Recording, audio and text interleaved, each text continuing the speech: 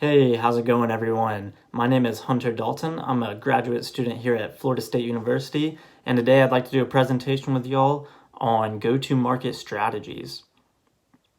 So to begin the presentation, I'd like to go ahead and clarify what a go-to-market strategy is. So there's actually a ton of different definitions from different entrepreneurs. Wikipedia will give you its own definition, but I've kind of narrowed it down to a little bit shorter, kind of one sentence, good definition. And that'd be a comprehensive plan for bringing a product or service to a market. As I said down below, it can be a brand new market or it can actually be a pre-existing market. So if maybe if this product has never known to be a need, or if it doesn't fit any other niche categories, then it'll be categorized as its own new market. So either one can be the case. Now that we know what a go-to-market strategy is, let me explain to y'all what they're used for. For one, they increase sales. Obviously, that's beneficial. They also decrease chance of failure. So whenever you get that nice comprehensive step-by-step plan, companies are a lot less likely to fail and a lot more likely to succeed. All right. And then, of course, they help, launch that new product. You got to have some sort of plan to do so. How do we judge the successfulness of a go-to-market strategy? It's something called a KPI.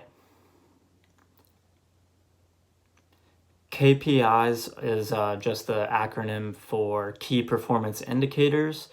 They assess how well you are doing in your strategy or how well your strategy is doing, and we'll talk a little bit more about that later. In today's presentation, we're going to take a little bit of an extra look into the company Fitbit. The reason we're looking into Fitbit is because they launched a very successful and thorough and good go-to-market strategy.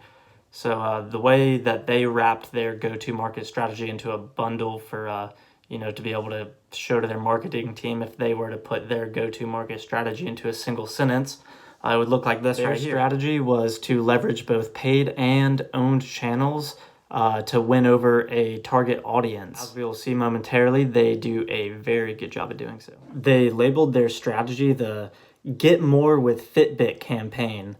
And so they specifically targeted iPhone owners and Fitbit owners. So people who already actually owned those, both of those items, which is a really specific target audience. Strategy Fitbit used paid advertisements through different websites. It used billboards.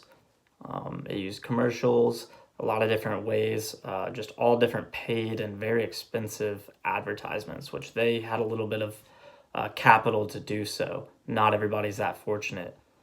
They also used social media platforming, which is free and more beneficial for maybe smaller businesses who don't have as much capital. You can reach a much larger target or much larger audience through social media platforming, and we'll talk about that more in in another slide. But that was their main two sources for reaching their target market. So every go-to-market strategy is a little bit different between company to company. And for Fitbit, they clearly listed their specific objectives for their go-to-market strategy. The first of those being to increase their subscription revenue. So part of how Fitbit operates is through their app, which uses a paid subscription, just a few dollars a month. And this was the goal was to increase their subscription revenue. They also wanted to increase brand awareness. So by launching these paid and non-paid campaigns, they just wanted more people out in the public to know and recognize the brand Fitbit. All right. And then they also wanted to boost the attach rate of the subscriptions. So they wanted to make it a little bit more to where whenever you got in the Fitbit family and you were paying for those subscriptions, you were kind of stuck there, which is it's honestly a really good way for businesses to keep and maintain and build relationships with consumers. Okay, so I previously mentioned that Fitbit was extremely successful with their campaigns and let me show you the numbers. So Fitbit, oh, there we go. Fitbit earned an estimated $192 million in revenue from these paid and non-paid campaigns. It's a lot of revenue. All right, so other companies that successfully used a really similar, like I said, they're not all perfectly the same, but some other companies that use really similar strategies to get in the market and earn hefty revenues similarly to Fitbit were Gymshark and Bang Energy. I know both in the fitness industry, but that's fun. That's what I'm into. Gymshark would post a lot on their social media platforms, and they created a large following base where people would consistently, check up and or just see the feed, but they were always seeing this Gymshark brand. At the same time, they also used paid campaigns where they would send products to different models. They would also just pay companies like Amazon and Instagram and YouTube they would kind of pay to have their products listed on those websites, or to pay to have them to where everyone sees them. And throughout those paid and non-paid platform campaigns, they were able to generate a lot of revenue. Bang Energy is another great example of a company who really expanded their social media platform while simultaneously launching some paid campaigns and using models and making it look really pleasing to the eye and drawing in those consumers. And they were also super successful with their campaigns. So that's three businesses right there who were able to use timing and use a little bit of pre-existing resources, take a little bit of a risk, and then also utilize those resources that are free to the public. And they were able to take those and turn them into large. Any different type of advertisement, there's usually a clear strength and weakness that comes with the advertisement. For example, paid advertisements. One of the things that all three previous companies mentioned used, they have clear strengths of having really fast results. So whenever you pay for those advertisements, you oftentimes will see the results in the form of usually revenue, hopefully, very quickly. Okay, so they're also very customizable. You've got a lot more options when you're paying, intense amounts of money for something. You're going to be able to customize it and have more freedom and what you get with it. You can also, with those paid advertisements, you can reach large crowds. You can also reach really specific targeted crowds.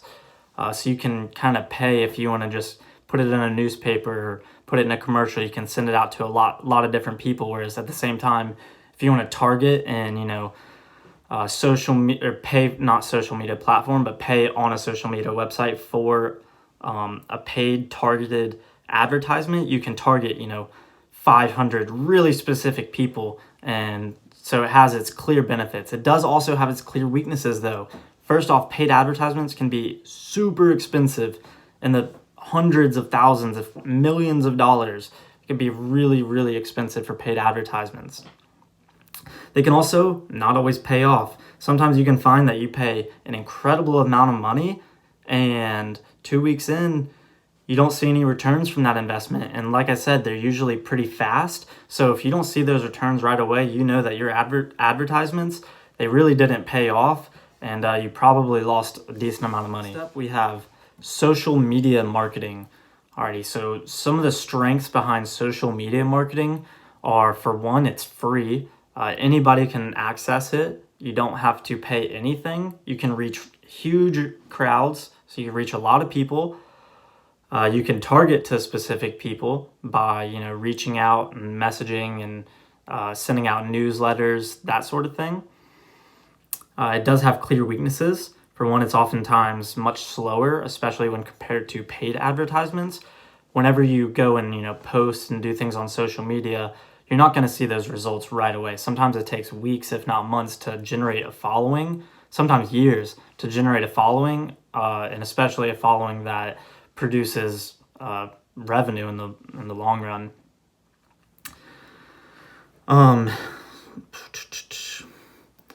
So yeah, social media accounts, they also take a lot of time and effort. So if you're not consistently posting on those social media accounts, then you're going to find that it's going to slow down and quit working for you really fast. In today's society, so many people are on social media that you got to be posting every single day and really consistently to see any kind of return on investment through social media. KPIs are key performance indicators. Okay, so for Fitbit, our primary company we're looking into today, their key performance indicators at the top of the list, which is also going to be at the top of the list for essentially every business out there, is revenue. Alrighty, so revenue is the most important key performance indicator of how well a go-to-market strategy is working. Okay, for Fitbit specifically, their key performance indicator was their number of subscriptions, their number of devices sold, their customer satisfaction, and their referral traffic.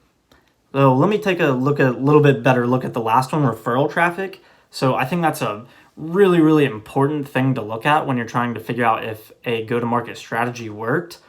Specifically whenever we have such intricate online systems where we can go and put an advertisement out on a specific website, and we can look as deep into the number of clicks that advertisement generated on specific websites, so you can know what's working in one place and what's working in another place. And so that's really beneficial to look at. As a whole, though, every company should be really carefully, noting down their key performance indicators throughout time to see how they change and if they are meeting said goals or if they're lacking in certain ones, which is okay. It just shows that there needs to be improvement made in those areas. Alrighty, so how do you know if this go-to-market strategy is going to be right for you? Well, first off, I think this go-to-market strategy can be used in a ton of different businesses. It can be used for both products and services. So you can even take portions of the go-to-market strategy and use those to your benefit. For example, if you're a newer company with less capital to pay for advertisements, then go ahead and use the free social media marketing advertisement.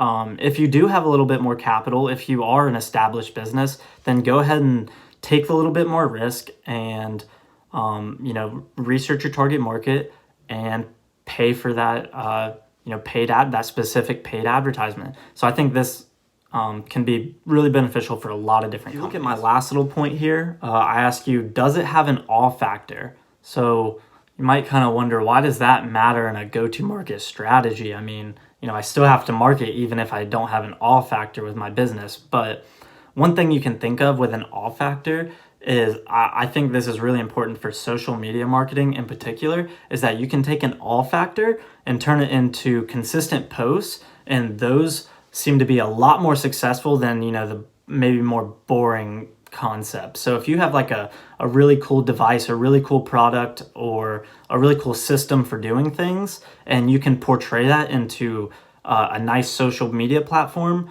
and you can maybe show that awe factor to your potential customers, then it'll be extremely beneficial. So that is it for my go-to-market strategy guide list and look into Fitbit. I hope you enjoyed watching. If you have any questions, please feel free to comment down below.